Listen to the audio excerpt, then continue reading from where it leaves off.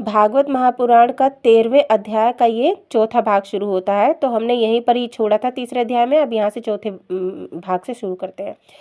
वह कहता है, तुमने ही मेरे खाने के लिए जहर के लड्डू भेजे थे तथा तुम्ही ने हम पांचों भाइयों को लाक्षागृह में ठहरा कर जला देना चाहा था।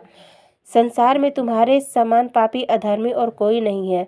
वह कभी कभी मुझे ऐसी धमकी भी देता है कि यदि तुम राजा युधिष्ठिर से मेरी बुराई करोगे तो मैं तुम्हें जान से मार डालूंगा। धृतराष्ट्र की बातें सुनकर विदुर ने अत्यंत खेद प्रकट करते हुए मन में विचार किया, देखो परमेश्वर की माया कैसी प्रबल है कि इतना अनादर होते हुए भी धृतराष्ट्र एवं गंधारी इस घर को नहीं छोड़ते हैं। विदुर ने धृतराष्ट्र से कहा, हे भाई सुनो, भीमसेन की कही हुई बातों को सत्य जानकर तुम्हें राजा युधिष्ठिर के घर में कदापि नहीं रहना चाहिए। अब तुम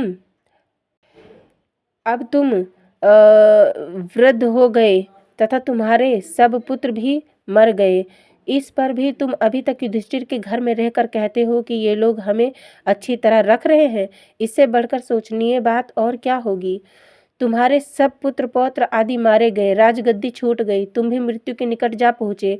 इतने पर भी तुम उसी भीमसेन के हाथ से रोटी लेकर खाते हो जिसने तुम्हारे सब पुत्रों को मारा है। क्या तुम्हें इससे कुछ भी शर्म नहीं आती? हे भाई, वृद्धावस्था आ जाने पर भी तुम्हें जीवन से मोह है तथा तुम्हारा मन संसार से विरक्त नहीं हो रहा।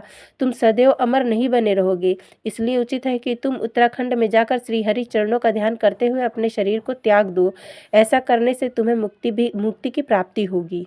ये सारी बातें जो है विदुर जी धृतराष्ट्र को बोल रहे हैं, ऐसा ठीक है। विदुर जी की बात सुनकर धृतराष्ट्र ने कहा, हे भाई, तुम्हारा कहना सत्य है, हम भी यही चाहते हैं, परंतु हम दोनों पति पत्नी आंखों के अंधे तथा लाचार हैं। अब तुम ही कहो कि हम उत्तराखंड तक किस तरह पहुँचेंगे। विदुर जी कहने लगे, मैं तुम दोनों को अच्छी तरह ले चलूँगा। तुम मेरे बड़े भाई हो, अतः तुम्हारी सेवा करना मेरा धर्म है।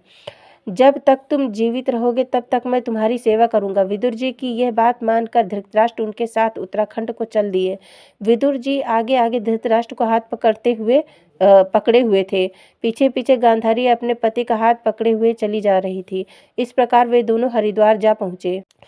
सूत जी कहने लगे, हे ऋषियों, दूसरे दिन प्रातः काल के समय जब राजा युधिष्ठिर नित्य कर्म से निवृत्त हो अपने माता पिता धृतराष्ट्र तथा गंधारी को प्रणाम करने के लिए उनके निवास स्थान पर पहुँचे, उस समय वे मकान को सूना देखकर